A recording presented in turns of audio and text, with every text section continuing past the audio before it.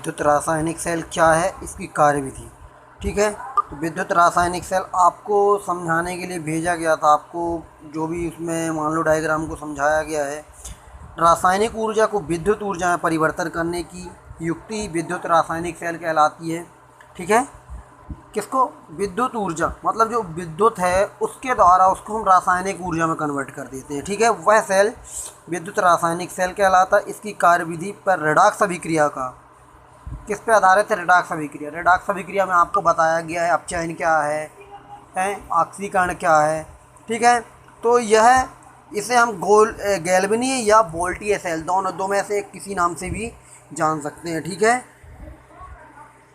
तो इसकी कार्यविधि में इस सेल में दो विद्युत अपघटनी विलयन अलग अलग पात्र में रखे होते हैं। कैसे?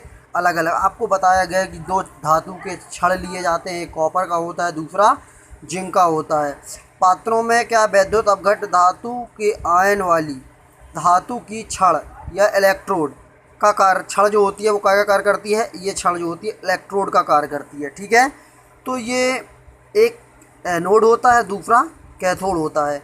एक जिंक धातु की छड़ होती है, दूसरी कॉपर धातु की छड़ होती है। ठीक है, इसमें जो जिंक सल्फेट का विलयन भरा होता है 1 mm, इसमें कॉपर सल्फेट आपको बताया गया है कि ये किस चीज़ के लिए लगा होता है। ये वोल्ट मीटर होता है, ये धारा के प्रवाह को नापता है कि मान लो कितने वोल्ट मीटर, कितनी वोल्ट मतलब धारा, विद्युत धारा में प्रवाहित हो रही है। ठीक है, तो डैनियल सेल में इस डायग्राम के माध्यम से एक पात्र में जिंक सल्फेट का विलयन भरा होता है। ठीक है, वो आप इससे पहले समझ चुके हैं। और दूसरे पात्र में जिंक सल्फेट का विलयन व जिंक की छड़ होती है। ठीक है, ये छड़ है और इसमें एक जिंक का ही विलयन भरा हुआ है।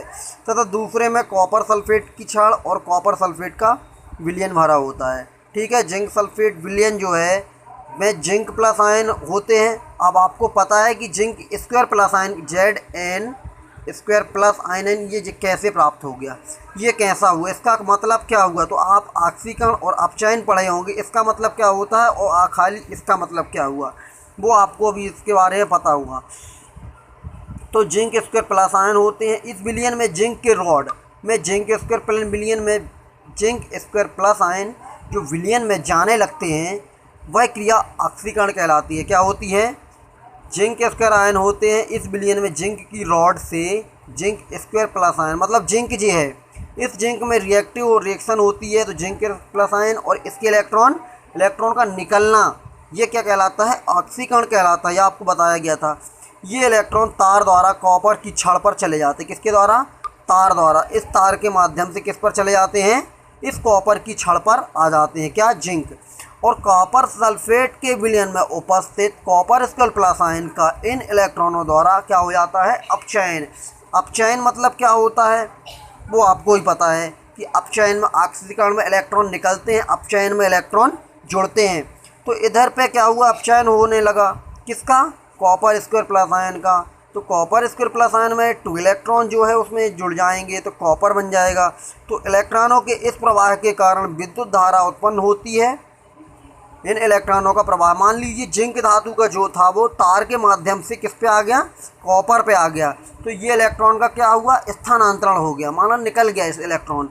अब कॉपर सल्फेट वाले विलयन में कॉपर का जो है वो क्या हो गया? इलेक्ट्रॉन का प्रवाह, विद्युत धारा उत्पन्न हुई और जिंक का घुलना हुआ, कॉपर छड़ पर कॉपर चढ़ना जारी रहता है। ठीक है, जिंक के क्या घुल के इसमें कॉपर वाली छड़ पर चढ़ता जाता है। ठीक है, जिंक इलेक्ट्रोड ऑक्सीकरण होने के कारण एनोड पर और कॉपर इलेक्ट्रोड पर आयन अपचयन होने के कारण कैथोड पर, मतलब किसका? कॉपर इलेक्ट्रोड का क्या हुआ? अपचयन होने के कारण वो कैथोड पर आ जाता है और इसका ऑक्सीकरण होने के कारण एनोड पर चला जाता है। ठीक है, तो जिंक छड़ सेल को ऋण आवेश व कॉपर छड़ को धनावेश मान लेते हैं। इसको हम क्या, कॉपर छड़ को क्या मानेंगे? धनावेश मानेंगे और जिंक छड़ को ऋणावेश मानेंगे। ऋण मतलब एनोड हो गया, प्लस मतलब कैथोड हो गया। सिरा कहलाते हैं। सेल में लवण सेतु विद्युत परिपथ को पूर्ण करता है।